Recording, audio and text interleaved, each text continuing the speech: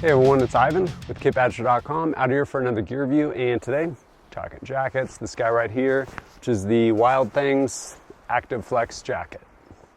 So we'll start with the what. It is made by Wild Things, US company, sewn in the US, cut in the US, US materials. Everything's basically very compliant. Largely kind of geared towards military who has to buy very compliant.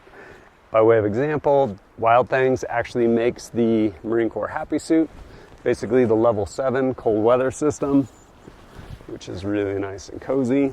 But this being the Active Flex jacket, it is made for that, like to be active and to have flex. Go figure. So kind of on that same kind of rating system, this falls in, I think they put it at 3+. So what are we getting from this layer? The outer face fabric is Durastretch Tweave. Basically, it's a 4-way stretch material, incredibly durable with respect to just abrasion resistance and stuff like that. And on top of that, it's actually treated with DWR, so a little bit of water repellence there. And then on top of that, also treated for near IR, which depending on your application, again, made for the military, can be extremely important. But then we get into the insulation. Inside of the jacket, this material right here that's lined with is actually a Polartec Power Stretch, and basically really breathable and nice and soft, which is good because it's against pretty much whatever underlayer or skin, depending on if you're wearing long sleeves or not. But then in between there, it's actually bonded with a ClimaShield Apex insulation. So between all three of those layers, you're getting insulation, but also breathable. And then again, with that outer face, really durable. And again, still have some breathability, so you can go be active in this. It's gonna stretch, move with you, and you're hopefully not gonna basically get too hot. Of course, the whole front of this unzips, so you can actively vent if you need to. All the zippers on this jacket are YKK. They're also all basically covered with material. So with respect to camouflage pattern, camo pattern isn't broken by like straight lines of zippers or anything like that. And then on the inside, a couple different pockets. This one right here is a stash pocket, left breast, and there's basically a mesh to it. Same with the hand warmer pockets. So you have this mesh layer at the pocket and then the insulation layer. So anything you throw in here will stay warm, whether it's something up here that maybe has batteries, you want to keep it next to you so the cold does not kill them.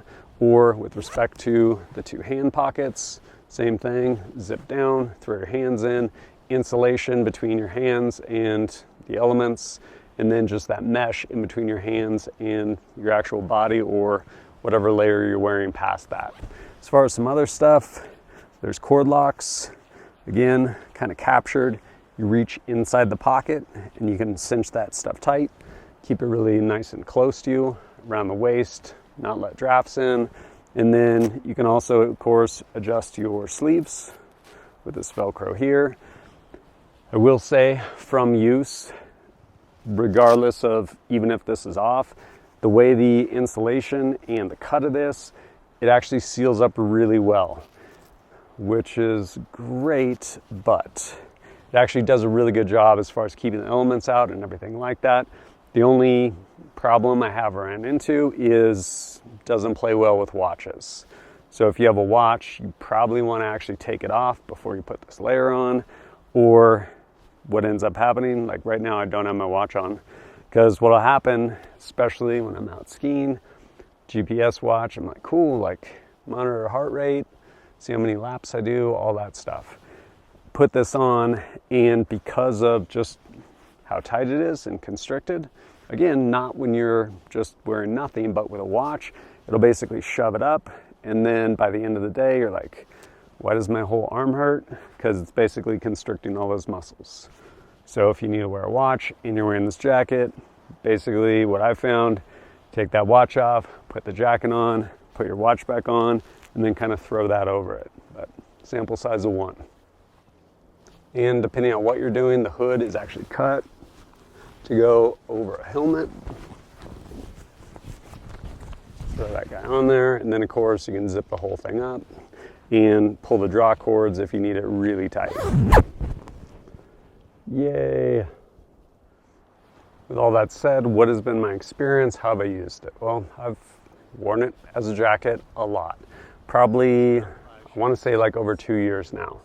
And it's been really beat up. Definitely have not treated it well. There's plenty of oil and gun lube and stuff on it from shooting wet guns, and yeah, just running around in the backcountry with it. It's a really versatile layer. Again, it's actually articulated 4-way stretch, so it moves with you, which is huge. A lot of jackets do not do that. And then the insulation piece. It kind of rides that line as far as being able to be insulated, but also breathable and wicking enough to basically pull that away from you if you start to wet out layers, and still ultimately keep you warm. And again, you can mechanically vent down the middle. There have been times when I probably should have just pulled this thing off, but I didn't. And I definitely wished I had like pit zips on here, which it doesn't have. But overall, it's done a really solid job for me. When it gets wet, it stays warm. Again, going back to, it's an active layer, so like what is your activity level like coupled with this? But yeah, even when it gets wet, it stays pretty warm. I will say it is not waterproof, but if you couple it with some sort of rain layer like a hard shell, then yeah, you will be dry and you also be nice and toasty. So with respect to scaling that insulation, you can absolutely do that with some sort of hard shell. So again, that flexibility. And depending on how cold it is, I'll have like a base layer, I'll have this, and then I'll have my level 7 over it. And yeah, cozy warm, like just sitting static, really nice and warm, which is important because hunting or filming, both pretty static activities, and want to be nice and warm. Overall, definitely been really pleased with it though. Like, sweet Ivan, I want it. How many dollars? Basically all of them. A couple, 2 or 3 years ago is when I got this, and again, been using it a lot, put a lot of miles on it. Then when I first got it, I want to say it was 550 bucks. Now I want to say it's like 620, 630 bucks. I know you're like, that is outrageous. Yes and no, because in one breath you'll be like, I want to buy American, and then you'll be like, it's too expensive. Kind of get to pick one. At the end of the day, made here in the US, fabric made here in the US, very compliant. Does that matter to you? Maybe. Matters to the military, which is honestly pretty much the main people they sell this to, so that's who it's kind of made for. And at the end of the day, like, if you want quality, you'll probably pay for it. Are you going to pay that same price for the same level of quality from something made overseas? No, it'll probably be cheaper, but do you want to buy American too? So, paradox, right? It is definitely expensive. You're like, way outside my budget. I can appreciate that. I would encourage you to check out Sportsman's Guide.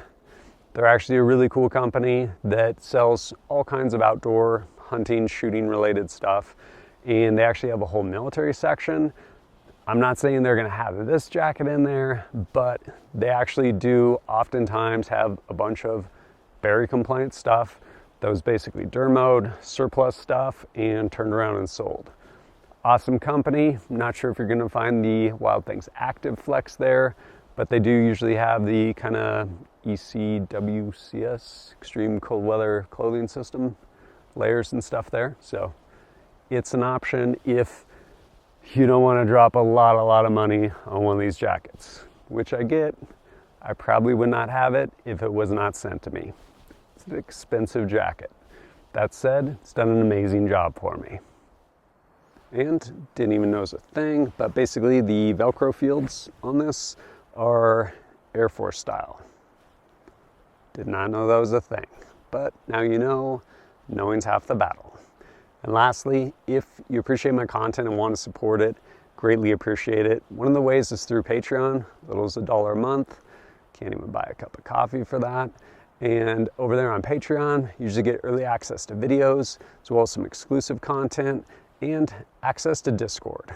We have a really active Discord server, a lot of great people, a lot of great information over there. And if you have questions for me, happy to answer them all over there. But as always, thanks for joining us at kitbadger.com. Look forward to seeing you next time.